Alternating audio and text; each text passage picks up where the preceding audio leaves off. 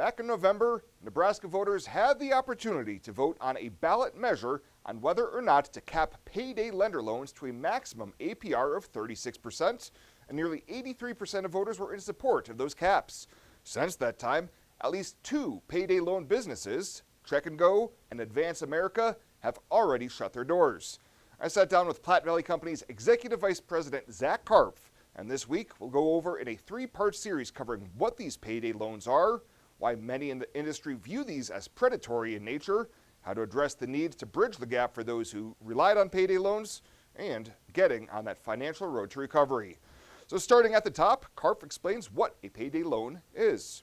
So in the state of Nebraska, they're referred to as delayed deposit services, also known as payday lenders, and they are only for loans of less than $500, and they have certain requirements geared towards the amount of fees that a delayed deposit service provider can do. And so they're generally used for emergency type situations where a small amount of cash is needed very, very quickly.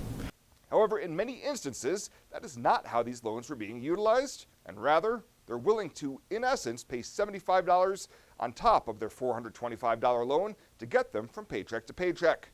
Correct. And unfortunately what happens is somebody starts down that road, and then it just tends to be a vicious cycle of replacing a previous loan with a new loan, paying off the old loan with my current paycheck, incurring additional fees and costs that really I can't afford anyways for those individuals that use those services. And $75 may not sound that bad, but Karpf says when that loan is annualized, that percentage kicks up quickly. Yes, and what drives that annual percentage rate calculation is the fact that the loan there's a requirement that the loan has to be repaid within, I believe, 34 days. And so since that fee is incurred and repaid over such a short period of time, when you annualize that is what kicks it up to an almost 400% APR. Well, coming up tomorrow, we'll continue with part 2 of this series and discuss why states like Nebraska have begun cracking down on these delayed deposit services.